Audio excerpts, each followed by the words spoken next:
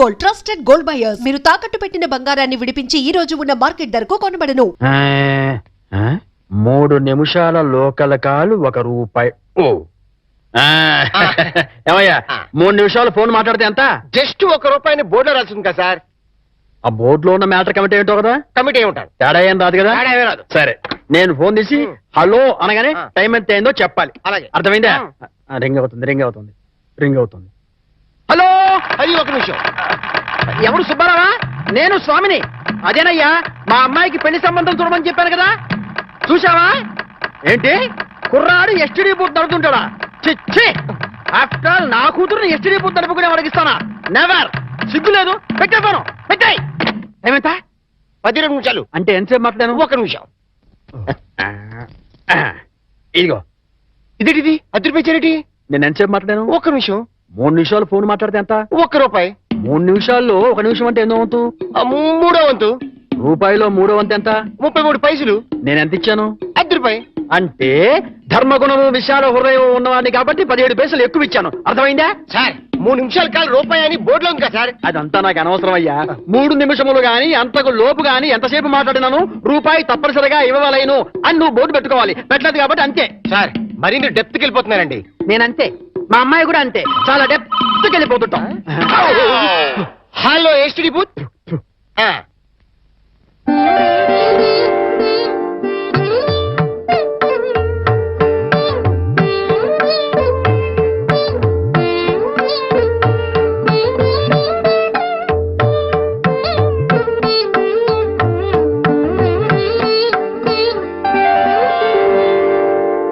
ఆ 3 గదుల పోర్షన్ అద్దెకిస్తా. అద్దె నెలకి 2000. సెపరేట్ మీటర్ లేదు కాబట్టి కరెంటుకి నెలకి ₹200. ఇది కాకుండా 6 నెలల అద్దె అంటే ₹12,000 అడ్వాన్స్ గా నువ్వు ఇవ్వాలి. అలాగే సార్, అలాగే. అవును, ఇంతకీ నీకు పెళ్ళయిందా? మీరు ఒప్పుకుంటే అయిపోతుంది. అదేంటి నేను ఒప్పుకోవడం ఏంటి? అదే సార్, మీ ఇంట్లో అద్దెకి దిగుతున్నాను కదా, ఇక మీదట మీరే పెద్ద దిక్కు కాబట్టి మీరు చేసుకోమని చేసుకుంటా. లేక లేదు. నువ్వు నాకు తెగ నచ్చేసావు. డెప్త్లోకి వెళ్ళే కొద్దీ ఇంకా నచ్చుతాను. మరి అగ్రిమెంట్ రాసుకుందామండి. అగ్రిమెంట్ ఎందుకు? మాటే స్టాండర్డ్. బాగా డెప్త్లోకి వెళ్ళి ఆలోచించండి సార్. నేను ఎప్పుడైనా అద్దె కొట్టేసుకోండి, అది దానికోసమే. అది నిజమే. అగ్రిమెంట్ రాసుకున్నాం. ఇదిగో నేను చెప్పినవన్నీ రాసి ఇల్లు అద్దెకిస్తున్నట్లుగా అగ్రిమెంట్ రాశాను. ఈ రెంటి మీద నువ్వు కూడా సంతకం పెట్టు. పెట్టు. ఇక్కడ ఇదిగో నీ కాపీ. అడ్వాన్స్ ఇదిగోండి సార్. ఎంత? 12,000గా? 12,000. లెక్క పెట్టలేదుగా? లెక్క పెట్టాలా? ఇంట్లో ఎప్పుడు దిగుతున్నా? నేను దిగడం పక్కన పెట్టు, నువ్వు ఎప్పుడు ఖాళీ చేద్దాం? ఏయ్, అర్థం పర్థం లేకుండా మాట్లాడవాకు. నేను ఖాళీ చేయడం ఏంటి? ఏంటే ఎందుకు? బయట బోర్డులో రాసింది ఇల్లు అద్దెకి ఇవ్వకూడదు. అగ్రిమెంట్ లో రాసింది ఇల్లు అద్దెకిస్తున్నట్టు. అయితే ఖాళీ చెయ్యి. అదేంటయ్యా, నేను నీకు ఇచ్చిన 3 గదుల పోర్షనే కదా. అలాంటప్పుడు 3 గదుల పోర్షన్ అద్దెకి ఇవ్వబడని బోర్డు మీద రాయాలి, అలాగే అగ్రిమెంట్ చేయాలి. నేను ఒప్పుకోను. నువ్వు ఒప్పుకోకపోతే ఇల్లు అద్దెకి ఇచ్చినట్టు అగ్రిమెంట్ రాసి ఇప్పుడు కాదంటావని చీటింగ్ కేసు పెట్టి నిన్ను జైల్లో చేయిస్తా. అమ్మో, అంత పని చేయకు. అందుకని ఖాళీ చేసేయి. ఇప్పటికిప్పుడు ఖాళీ చేసి వెళ్ళిపోమంటే ఎక్కడికి వెళ్తానమ్మా? అది కరెక్ట్. నేను విశాల వదిలేను కాబట్టి నేను రెంట్ తీసుకుని ఇంట్లో నేను ఉండిస్తా. కాకపోతే రెంట్ అవుతుంది. రెంట్? అవును, నెలకి 3,000. నేను నీకు ఇవ్వాల్సింది 2,000 పోగా నువ్వే నాకు 1,000 రూపాయలు సరిపోతుంది. Water separate, current separate. Okay okay. నెలకి 3,000 చెప్పరా? 6 నెలలు అడ్వాన్స్ 18,000 కొట్టు. 18,000? అవును కొట్టు. ఇదిగో రెడీగా 12,000 ఉన్నాయి. మిగతా 6,000 నువ్వు ఇంట్లో దిగుతావు కదా, అప్పుడు ఇస్తా కదా. God promise. ఇల్లు జాగ్రత్త. మేకులు గీకులు కొట్టావో అయిపోతావు. నా డెప్త్ ఏంటి అర్థమైంది కదా.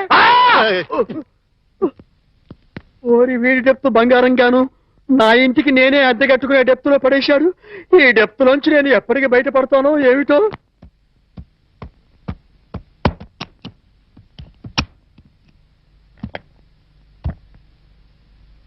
ఏంటి మేకప్ లొకేషన్ లోనా? మీరు రావాల్సిన అవసరం లేదమ్మా. ఈ ప్రోగ్రామ్ కి కొత్త హీరోయిన్ పెట్టారు. అవునమ్మా, మమ్మల్ని ఆవిడ దగ్గరికి వెళ్ళమని ప్రకాష్ గారు చెప్పారు. వాట్? నా బదులు కొత్త హీరోయిన్ పెట్టారా? ఎగ్జాక్ట్లీ. ఆ మేకప్ అవుట్ మీరు వెళ్ళొచ్చు. వెళ్ళండి. కమాన్, హరి అప్. ప్రకాష్, అది కాదు ప్రకాష్, ఇది చాలా అన్యాయం.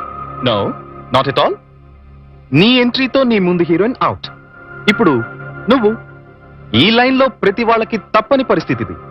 మార్కెట్ ని బట్టి మనం ఫాలో అయిపోవాలి.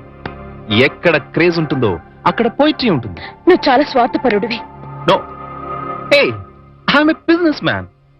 నేను స్వార్థపరుణ్ణైతే ఇంత అందం అందుబాటులో ఉన్నా ఏనాడు నిన్ను కనీసం టచ్ కూడా చేయలేదు. కానీ నువ్వు సంపాదించుకున్న ప్రాపర్టీలో సింగిల్ ఎంపీ కూడా నేను ఆశపడలేదు. So I'm clean. I'm not a selfish man. I'm a పక్కా బిజినెస్ మ్యాన్. ఇన్నాళ్ళు కష్టపడ్డావు, ఇంకా రెస్ట్ తీసుకో. Okay? Oh my God, shooting time అయింది. Bye, take it easy.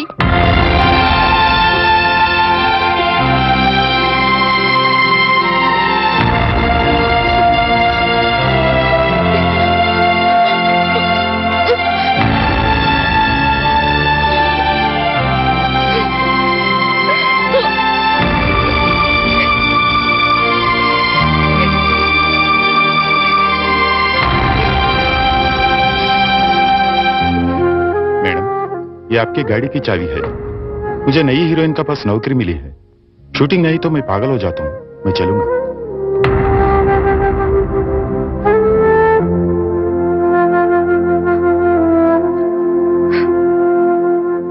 Sita, ఏంటండి? మామయ్య, మనందరం కలిసి నార్త్ ఇండియా టూర్ కి వెళ్తున్నాం. మేమెందుకయ్యా, మీరు వెళ్ళండి. అదేం కుదరదు. ఎక్కడికి వెళ్ళినా అందరం కలిసే వెళ్ళాలి. అది కాదయ్యా, నాకు వేరే పనులున్నాయి. అందుకని బాబుని తీసుకుని మీరు సరదాగా వెళ్ళండి. ఏమంటావే? మీ మాటే నా మాట అంటాను. నువ్వేమంటావు? మీ మాటే నా మాట మరి నువ్వేమంటావు? బస్సు బయలుదేరుతుందంట. బాబు సిద్ధంగా ఉన్నాడు అంటాను.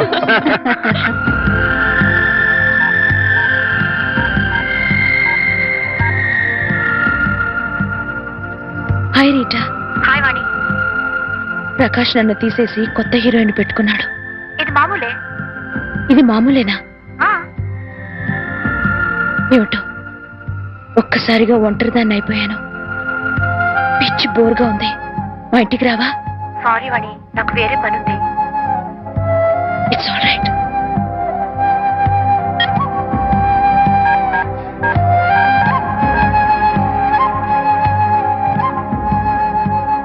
हाय रति.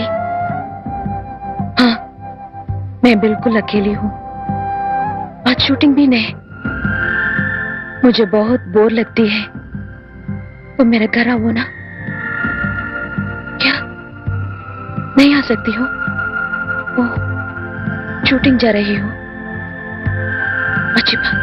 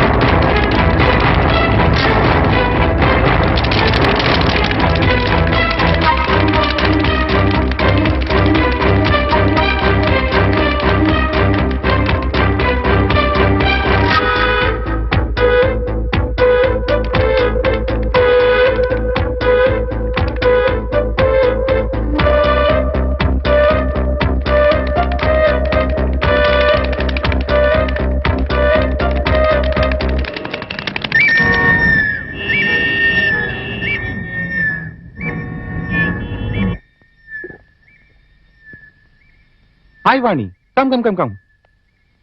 కూర్చో, సిట్ సిట్. ఏంటి ఏంటి ఇలా వచ్చా? పొద్దున్నుంచి ఎంత బోర్ కొట్టిందో తెలుసా? వాళ్ళకి ఫోన్ చేసి వీళ్ళకి ఫోన్ చేసి బీచ్లో కూర్చుని పిచ్చెక్కిపోయింది. I'm getting mad Prakash. నీ ఒంటరితనాన్ని భరించలేకపోతున్నాను. నాకు వర్క్ కావాలి ప్రకాష్. సారీ, ఇంకా నీకు వర్క్ ఉండదు. ఉండదు అని ఫీల్ అవుతూ కూర్చునే కన్నా కార్లున్నాయి, బంగ్లాలున్నాయి. ఎంజాయ్. కార్లు కాలక్షేపానికి పనికిరావు. బంగ్లాలు ఒంటరితనాన్ని పోగొట్టలేవు. You have to adjust. ఒక్కరోజైతే ఉండగలను.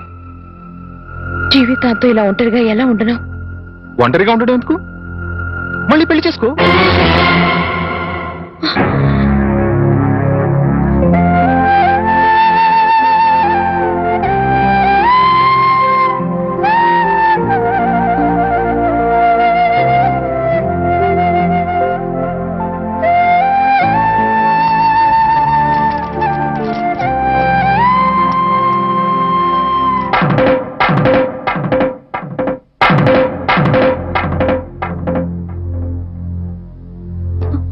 పొద్దునుంచి అత్తయ్య మామయ్య కనిపించడం లేదు. ఎక్కడికి వెళ్ళారు?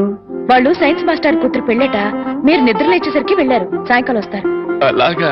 అయితే వాళ్ళ ఆఫీస్ డుమ్మా. ఇలా డుమ్మాలు కొడుతూ ఉంటే ఉన్న ఈ కాస్త ఉద్యోగం కూడా ఊడుతుంది. ఊడితే ఊడింది లేవోయ్. ఎవ్వరూ లేకుండా ఒంటరిగా ఇంట్లో ఎలా ఉంటావు? బోర్ కొట్టదు. నాకు బోర్ కొడితే మీకేంటంట? జీవితాంతో నీకు తోడుగా ఉంటానని ప్రమాణం చేశాను కదా.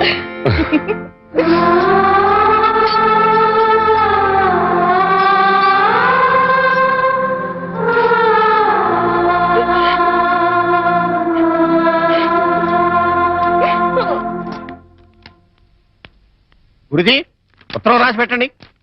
నేను నీకు రాసి పెట్టమంటారా? నువ్వే రాసుకున్నాడు. నేను రాస్తే నేనే వెళ్ళి చదవాలి. అంత బ్యాడ్ గా ఉంటుంది మన రైటింగ్. రాయండి ప్లీజ్. చెప్పాడు. ప్రియమైన మామయ్యకు, ఇక్కడ మేమంతా క్షేమంగా ఉన్నాము. మీరంతా అక్కడ క్షేమం అని తలుస్తాను. రాశారా? తన పట్ల ఇక్కడ మేమంతా ఆరోగ్యంగా ఉన్నాము. అక్కడ మీరంతా ఆరోగ్యంగా ఉన్నారని తలుస్తాను. ఇప్పుడే కదా చెప్పావు, మళ్ళీ అదే ముక్క చెప్తావుటి? నీదొక మాయగోళ. మీరు రాయండి. ఇకపోతే నాన్నకు గుండెపోటు వస్తే అపోలోలో జాయిన్ చేశాను. అంతా ఆరోగ్యంగానే ఉన్నారని చెప్పావు కదరా. తమ్ముడికి కాలు విరిగితే మెడ్విన్ లో జాయిన్ చేశాను. చెల్లెమ్మకు అమ్మోరు పోసింది. మీకు హై బీపీ కదా, ఎలా ఉంది? అత్తగారికి ఉబ్బసం తగ్గిందా? బావు మరిదికి టీబీ తగ్గిందా? ఇది చెప్పడానికి ఉత్తరం కూడా ఎందుకురా?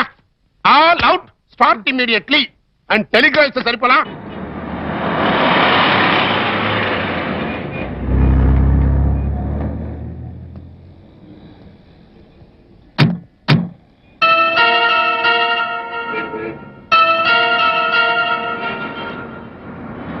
మీరు ఆఫీస్లో ఉండండి, నేను ఇప్పుడు వచ్చేస్తాను. అలాగే సార్, ఉంటాను. వాణి, అంకుల్ మీరు ఇక్కడ? ఆఫీస్ పని మీద బొంబాయి వచ్చాను. సడన్ గా నువ్వు ఇక్కడ కనిపిస్తే అంతా బాగున్నారా? ఇంకా బతికే ఉన్నారమ్మా. అంకుల్. అవునమ్మా, నువ్వు వెళ్ళిపోవడంతో ఎప్పుడూ చలాకీగా ఉండే నీ భర్త ఒక్కసారిగా కుంగిపోయాడు. నలుగురు పెళ్ళాం లేచిపోయిందని గేలి చేస్తుంటే ఆ బాధను మనసులో దాచుకోలేక, బయటికి కక్కలేక నరక యాతన అనుభవించాడు. ఇక మీ నాన్న కన్న కూతుర్నే క్రమశిక్షణలో పెట్టుకోలేదు, వేలాది మంది విద్యార్థుల్ని క్రమశిక్షణలో పెట్టే అర్హత నాకు లేదని ఆ ఉద్యోగానికి రాజీనామా చేశాడమ్మా. మీ అమ్మ సరే సరే, అన్న కూతురు అత్తారింటికి వెళ్ళిందంటే ఏ తల్లైనా సంతోషిస్తుంది, కానీ అత్యాశలకు పోయి లేచిపోయిందంటే ఏ తల్లి మాత్రం సంతోషిస్తుంది చెప్పు? నిద్దట్లో కూడా నువ్వు గుర్తొచ్చి, నువ్వు చేసిన పని గుర్తొచ్చి తెల్లవార్లు ఏడ్చేదట. ఇక నీ బిడ్డ, వాడు ఆకలితో ఏడుస్తున్నాడు, అమ్మ కోసం ఏడుస్తున్నాడు, వాడు చెప్పలేడు, అవతల వాళ్ళకే అర్థం కాదు కదమ్మా. ఎందరు ఎంత అవహేళన చేసినా ఆ ఇంట్లో నవ్వుల్ని తన బోసి నవ్వులతో బతికించాడు. తన బోసి నవ్వులతో బతికించాడు. నేను తప్పు చేశాను అంకుల్, చెయ్యరాని తప్పు చేశాను, నన్ను క్షమించండి అంకుల్.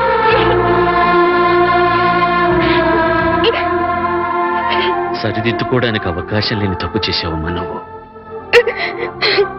తప్పు పిచ్చితో వచ్చేసాను, కానీ సత్య ప్రమాణంగా నేను ఏ తప్పు చేయలేదు అంకుల్. అంకుల్, నేనే తప్పు చేయలేదంటే నువ్వు నమ్ముతావు కదా అక్క. నేను నమ్మినా ఈ లోక నమ్మదమ్మా. ఒక కుటుంబం పరువు మర్యాద ఆ ఇంటి ఇల్లాలి మీద ఆధారపడి ఉంటుంది. బస్సు డ్రైవర్ తప్పు చేస్తే ఆ బస్సులో ప్రయాణికులందరూ చచ్చిపోతారమ్మా. ఇంటి ఇల్లాలు చిన్న తప్పు చేస్తే ఆ కుటుంబ సభ్యులందరూ బతికున్నా చచ్చిన వాళ్ళతో సమానం. నేనంత దూరం ఆలోచించలేదక్క. ఇప్పుడు అర్థమవుతోంది నేను చేసింది ఎంత తప్పు. అంకల్, నేను సంజాయిషి చెప్పుకోవాల్సింది కేవలం ఆయనకి మాత్రమే. నన్ను క్షమించమని ఆయన పాదాలు పట్టుకుని వేడుకుంటాను అంకల్. ఏం చేసినా నువ్వు పోగొట్టుకున్న స్థానాన్ని తిరిగి పొందలేవు వాణ్ణి. నీ నాన్న రామారావుకు మళ్ళీ పెళ్లి చేశాడు. ఆ అమ్మాయి కూడా నీకు తెలుసు, మీ తెలుగు మాస్టర్ శర్మ గారి అమ్మాయి సీత. అంకల్, జీవితంలో ఏం సాధించినా, ఎన్ని పదవులు పొందినా అన్నిటికన్నా పెద్ద పదవి, గొప్ప పదవి ఇల్లాలు కావడమే. ఇల్లాలినై ఉండి నా జీవితాన్ని చేతులారా నాశనం చేసుకున్నాను. నన్ను నేను నిలువునా తగలబెట్టుకున్నాను. అంకల్, అంకల్, నేను మీతో వచ్చేస్తాను అంకల్. నేను నన్ను తీసుకెళ్లరు. వాళ్ళంతా ఇప్పుడిప్పుడే కోలుకుంటున్నారమ్మా. చేసింది ఏదో చేసేసావు.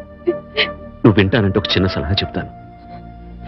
వాళ్ళకు మళ్ళీ కనపడి వాళ్ళ జీవితాల్లో కల్లోలం లేపక వాణ్ణి. ఈ మాట చెప్పడానికి నాకు చాలా బాధగా ఉన్నా చెప్పక తప్పదు కాబట్టి చెప్తున్నానమ్మా. తర్వాత నీ ఇష్టం. వెళ్తా.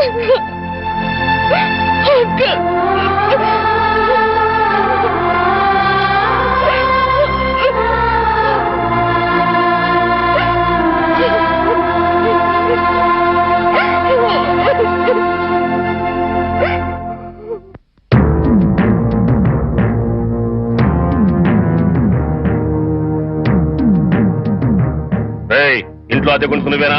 నేను అద్దెకుంటలేదు, నేను ఇంటి ఓనండి. నువ్వే ఓనర్ మరి గ్యారంటీ ఏంటి? నీకు ప్రూఫ్ కావాలా? అవును. నాతో రా. రా. అడు.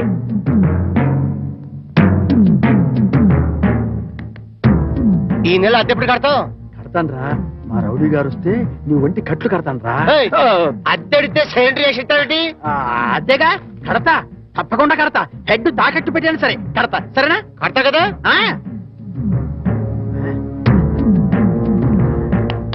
అబ్బా అంతే కదా, కడతాదేవయ్యా.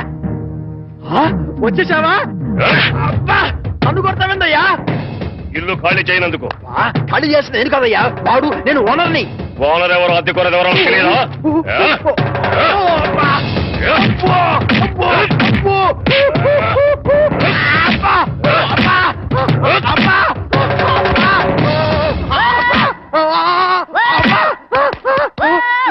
ఆడెళ్ళిపోయి చాలాసేపు అయింది.